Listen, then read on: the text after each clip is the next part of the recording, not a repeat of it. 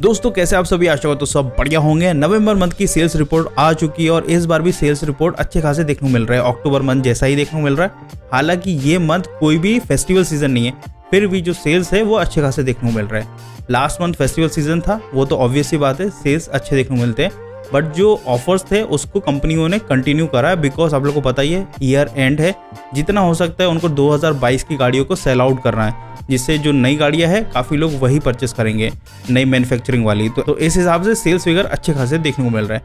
Let's start with the top 10 company, कौन कहाँ rely करता है in terms of sale in November 2022। 10th position में है MG मोटर। इन्होंने सेल किया है नवंबर मंथ 2022 में 4079 यूनिट, और लास्ट ईयर के हिसाब से बात करें 2021 के नवंबर मंथ 2651 यूनिट उन्होंने सेल किया। ईयर ऑन ईयर ग्रोथ की बात करें तो 64% है। 9th पोजीशन में है स्कोडा।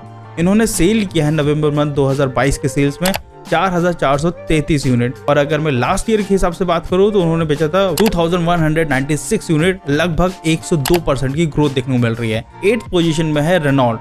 इन्होंने सेल किया है नवंबर मंथ में 6325 यूनिट, जबकि लास्ट ईयर सेम मंथ में इन्होंने सेल किया था 5052 यूनिट, लगभग 25% की ग्रोथ देखने को मिल रही है। हालांकि ज्यादा डिफरेंस नहीं है लास्ट ईयर और इस ईयर में देखा जाए तो, जबकि बढ़ना चाहिए था बट उतना नहीं बढ़ा। 7th पोजीशन में होंडा वैसे भी ऐसे दौर से गुजर रहा है जहां पे उनकी गाड़ियों की डिमांड थोड़ी कम ही देखने को मिल रही है। गिनी चुनी गाड़ियां ही इनकी सेल होती है, उसमें सबसे बड़ा जो मार्जिन है दैट इज अमेज। उसी कारणवश इनकी जो सेल्स फिगर है अच्छे खासे देखने को मिलती है। इन्होंने सेल किया है 7051 यूनिट, जो कि लास्ट ईयर के हिसाब से देखा जाए तो 5451 यूनिट सेल किया है।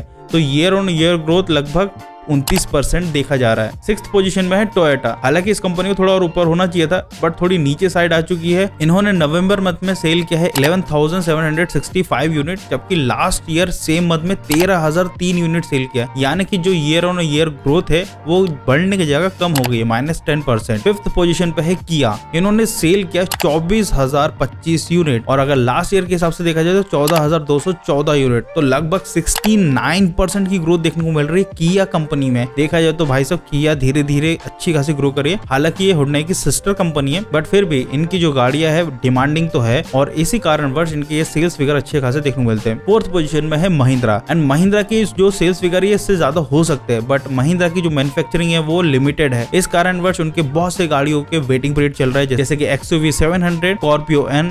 तो ऐसे में इनकी जो सेल्स फिगर है वो इतने ही देखने को मिलते हैं। 30,392 यूनिट इन्होंने नवंबर मंथ में सेल किया है, जबकि लास्ट ईयर इन्होंने सेल किया 19,458 यूनिट, लगभग 56% का ग्रोथ देखने को मिल रहा है ईयर ऑन ईयर देखा जाए तो। 3rd पोजीशन में है टाटा मोटर्स। ऑब्वियस बात है टाटा मोटर्स की डिमांड आजकल अच्छी खासी देखने को मिल रही है, लेकिन किसी जमाने में 2nd पोजीशन में होती थी। राइट नाउ अभी 3rd पोजीशन में, और हुंडई और टाटा के बीच में हमेशा ये ऊंच नीच चलती रहती है, यानी कि 19-20 का फर्क समझ में आता है। तो लास्ट ईयर के सेम मंथ में कंपेयर करें तो 29,778 यूनिट सेल किया था टाटा मोटर्स ने, लगभग 55% की ईयर ऑन ईयर ग्रोथ देखने को मिल रही है। 2nd पोजीशन में है हुंडई। इन्होंने सेल किया 48,003 यूनिट, जबकि लास्ट ईयर इन्होंने सेल किया था 37,001 यूनिट, लगभग 30% की ईयर ऑन ईयर ग्रोथ देखने को मिल रही है। और जो 1st पोजीशन में इसको कोई भी नहीं हरा सकता और कभी हरा ही नहीं सकता, मारुति सुजुकी। इन्होंने सेल किया है 1,32,395 यूनिट।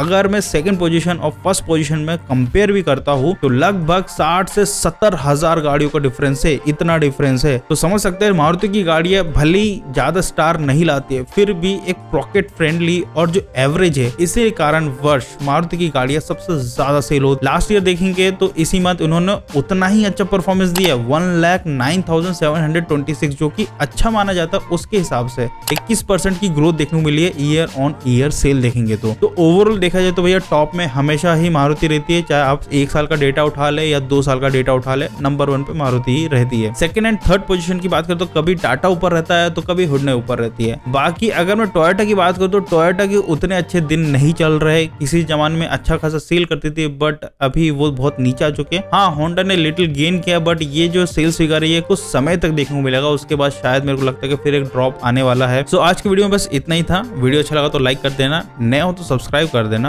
और छोटी सी हेल्प कर दो, क्योंकि सब्सक्राइब कर दोगे तो भाई छोटे से चैनल को हेल्प हो जाती है। आपका भले कुछ नहीं जाएगा, लेकिन मेरे लिए दिन बन जाएगा। तो बस बाय।